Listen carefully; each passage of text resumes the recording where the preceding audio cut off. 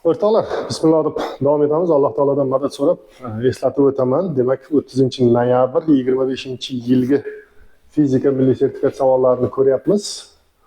Xo'p, 24-masalaga kelib to'xtagan edik. Nima deganman? 4 kilo massali jism 3 tezlik bilan sharqqa mana va yarim kilo 10 metr sekund tezlik bilan janubga harakat qilyapti. Mana bunisi janubga. Ularni massa markazini tezligi qanday deb so'rayapti. Bunaqa vaqtda massa markazining tezligini so'rasa nima qilish kerak o'rtoqlar? Birinchi natijaviy impuls topib olish kerak. Ikkita impulsdan natijasini topish kerak. O'sha bittasining impulsi 12, bittasiniki 5 bo'lgan, natijasini topsangiz 13 bo'ladi. O'sha oradagi burchak 90 ku. 90 gradusda bilamiz, Pifagor bo'ladi. Tezlik o'sha natija impulsi topgandan keyin massa markazining tezligini topish uchun o'sha natijaviy impulsni massalar yig'indisiga bo'lish kerak. Massalar yig'indisiga bo'lib olsak, mana shundan massa markazining tezligi chiqadi. Shunaqa narsa, ya'ni massa markazining tezligi bu natijaviy impulsni nimaga bo'lish? O'sha yog'ida ko'k ketgan ekanda. Natijaviy impulsni umumiy massaga bo'lish orqali topiladi. Mana buni qilsam, qizil qo'ysam men. Ko'rinadigan qanaqa rang bor yani. Qizil qilaverayman. Xo'p, keyingisi. 25-savol. Optik zichligi, ya'ni nur sinir ko'rsatkichi 5/3 bo'lgan muhit ichida radiusi 15 sm bo'lgan shisha sfera mavjud. Mana shu narsa xato. O'rtoqlar, bu masalaning sharti mutlaqo boshqacha yozilgan bu yerda. Bu o'sha eslab chiqqan odam ozgina adashgan. Bu bunaqa. Shisha muhitni ichida, ya'ni nur sinir ko'rsatkichi 5/3 bo'lgan shisha muhitni ichida radiusi 15 sm bo'lgan havo bo'shlig'i bor. Ya'ni shishani ichida havo bor. Atrof shisha, ichi nima? Havo. Mana bu yoqda nur sinir ko'rsatkichi m, bu yoqda nur sinir ko'rsatkichi 1. Mana shunday bo'lyapti. Endi havoga shishadagi kelayotgan nurlarni parallel nurlar dastasi mana havo bo'shlig'iga qarab bir talay parallel nurlar kelyapti, havo bo'shlig'iga qarab.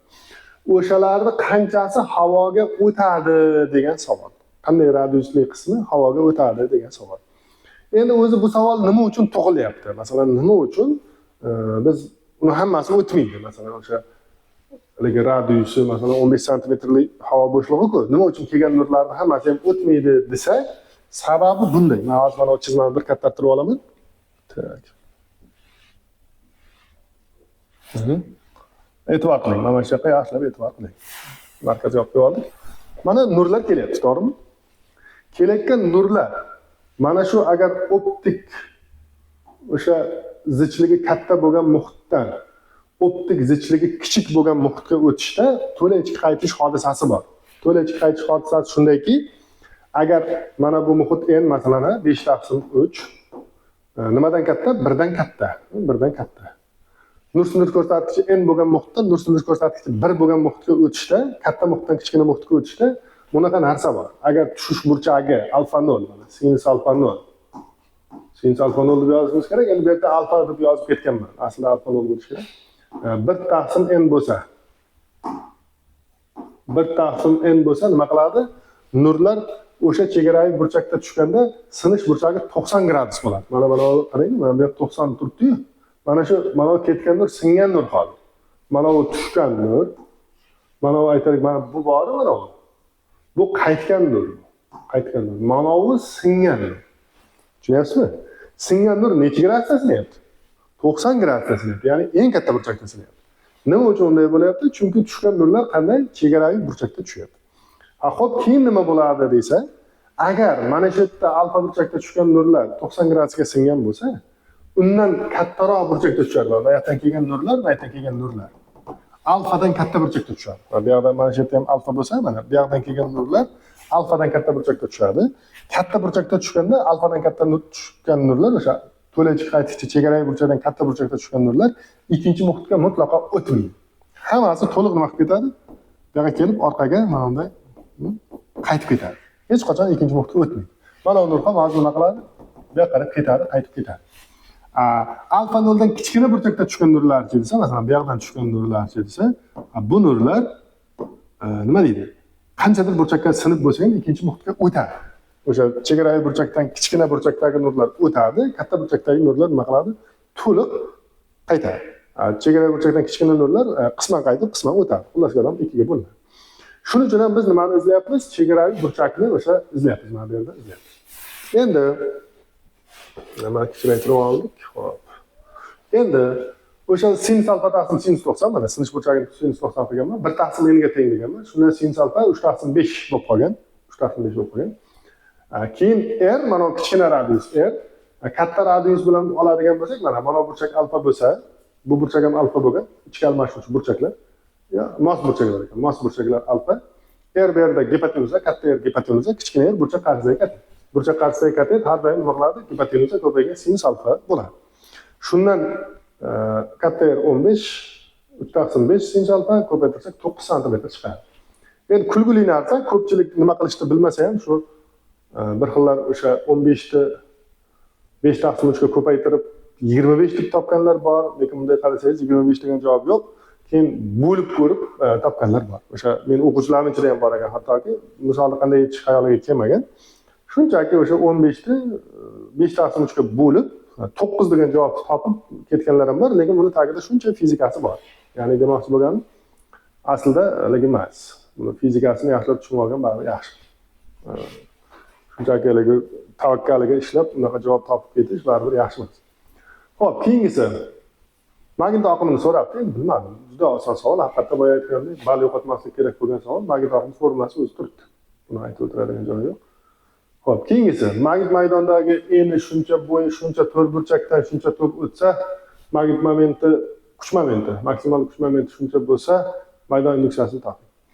Endi bu ham o'zi aslida formula biladigan odam uchun uncha bir qiyin narsa emas. Mana kuch momentining formulasi B ise sinus alfa edi. Endi hozir sinus alfa 90 gradusga 1 ga teng. S 100 S 100 A ko'paygan B ga teng. Mana A 20 B o'sha 30 sm desak, 100 dan 6 metr kvadrat bo'lyapti. Hamma narsa bor. Xullas kuch momenti, maydon induksiyasi, to'p kuchi, 100 hamma narsa bor. Shular hisoblab bunday olib kelsa javob bittada kelib chiqadi. Keyingisi 28. 1 mm 250 ta 1 mm 250 ta chiziqqa ega bo'lgan diffraksion panjara orqali 4-taqli maksimum kuzatilmoqda. Agar kuzatish burchagi 30 gradus bo'lsa, hosil bo'layotgan to'lqin uzunligini toping. Bu yerda nima? O'zi d sinus alfa barobar k lambda degan diffraksiya mavzusi bor. Diffraksiya mavzusida o'z bitta formula bor, mana shu formula. Bu yerda d panjara davri L taqsim n ga teng. Mana 1 mm L 250 n mana bo'lsak 4 sinus alfa bo'lgan. Bo'ldi shundan lambdani so'ragan. Mana k 4-maksimumga bo'lishib chiqqan, 4-tartibga. Hisoblasak 500 nanometr bo'lar ekan. Aytgulik narsa emas, oson narsa. Keyingisi mana. Xo'p, sal katta bo'ladi. Keyingisi 29-masala. Hozir bizda nimagadir sal kattarish kerak edi, kattamayapti. Yaxshi bo'ladi. Mana bundayda. Men savolni o'zim tushuntiraman. Ikkita zaryad bor, 4 nanokulon bilan -2 nanokulon zaryad bor. Savol qo'yilyaptiki, birinchi zaryaddan qancha masofada natija maydon kuchlanganligi 0 bo'ladi, deyapti. Endi agar bittasi musbat, bittasi manfiy zaryad bo'ladigan bo'lsa o'rtoqlar, bu ularni tutashtiradigan oraliqda bo'lmaydi hech qachon. Ularning oralig'ida ikkala maydon ham aytaylik manfiy zaryadga qarab qoladi. Musbat zaryadniki ham o'zidan tashqariga, manfiy zaryadniki o'ziga, ikkalasi ham bir tarafga bo'lib qoladi-da, buni natijasi hech qachon nima bo'lmaydi? 0 bo'lmaydi. Unda qachon 0 bo'ladi desa, unda o'sha qarama-qarshi bo'lsa, masalan, yo bu tarafda bo'lsa, o'shanda qarama-qarshi bo'lib, shunda 0 bo'lishi mumkin. Unda ikkita tarafku, masalan, musbat tarafda ham qarama-qarshi bo'ladi, masalan, musbat tarafda olsak, musbat zaryadniki tashqariga qarab, manfiy zaryadniki o'ziga qarab yo'nalib qarama-qarshi. Bu yerda ham masalan qarama-qarshi bo'lyapti xullas kalom. Unda qaysi tarafni tanlaymiz desa, kichkina tarafni tanlash kerak. O'sha chunki kichkina zaryadga yaqinroq joyda maydon kuchlanganligi 0 bo'ladi. Sababini hozir tushuntiraman. Sababi shuki, masalan, ikkinchi zaryad maydoni Y2 o'ziga qarab, birinchi zaryad maydoni Y1 o'zidan tashqariga qarab musbat zaryad bo'lsa, mana unda Y1 Y2 bo'lsa maydon kuchlanganligi, ular bir-biriga teng bo'lishi kerak.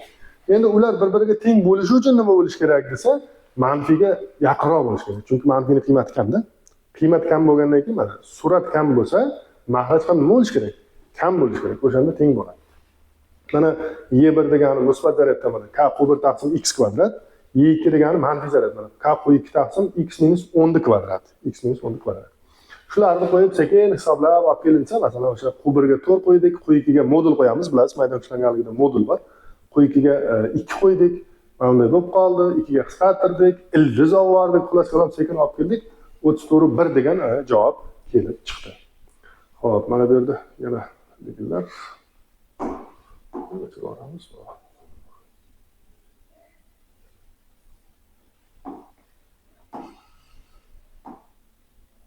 Mana bo'ldi.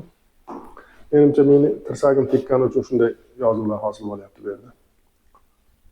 Xo'p, massasi 8 kilogramm bo'lgan jism yuqoriga 30 metr sekund tezlik bilan otilgan jismning maksimal potensial energiyasini toping. Endi yuqoriga otilgan jism, yuqoridan pastga tashlangan jism, bularda hammasida energiya saqlanish qonuni bor. Mana bu narsa ishlaydi. Ya'ni eng pastdagi kinetik energiyani maksimali eng yuqoridagi potensialni maksimaliga teng bo'ladi. Ayni damda bu maksimal energiyalar to'la energiya deb ham ataladi.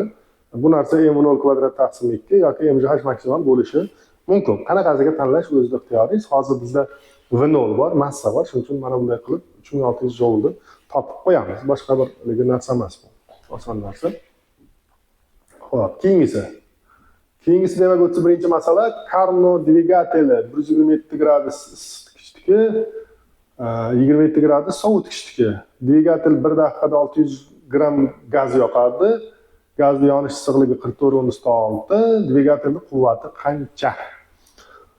Mana haroratlar berilsa, albatta gap foydali ish koeffitsiyenti bilan bog'liq bo'ladi. O'shaning uchun mana T1 minus T2 taqsim T1 foydali ish koeffitsiyentiga tenglab oldimda, keyin davom etkazdim qarang. Yoqilg'i yoqilyapti. Demak, yoqilg'i yongandagi issiqlik albatta umumiy ishni beradi. Yoqilg'i yongandan nima hosil bo'lyapti? Dvigatelda quvvat hosil bo'lyapti. Demak, quvvatni vaqtga ko'paytmasi nima bo'lishi kerak? Foydali ish bo'lishi kerak. Haroratlar farqidan foydali ish koeffitsiyentini hisoblasak 100 taqsim 400 bo'lib qoldi.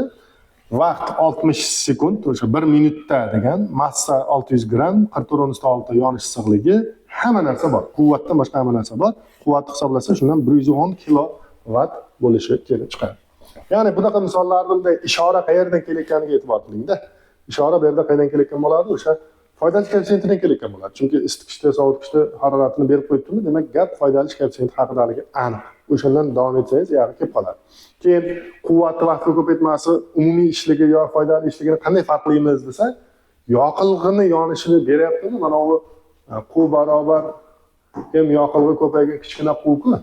Bu narsa umumiy ishligi aniq. Hech qachon bu foydali ish bo'lmaydi. Yoqilg'i sarflanyapti, u har doim umumiy ish bo'ladi. O'z-o'zidan buni umumiy ishligi aniqmi? Demak, quvvatni vaqtga ko'paytmasi faqat nima bo'lishi mumkin? Faqat va faqat foydali ish bo'lishi mumkin. Ana shunday qilib fikrlasangiz, bu misolda ikkilanish degan narsa bo'lmaydi.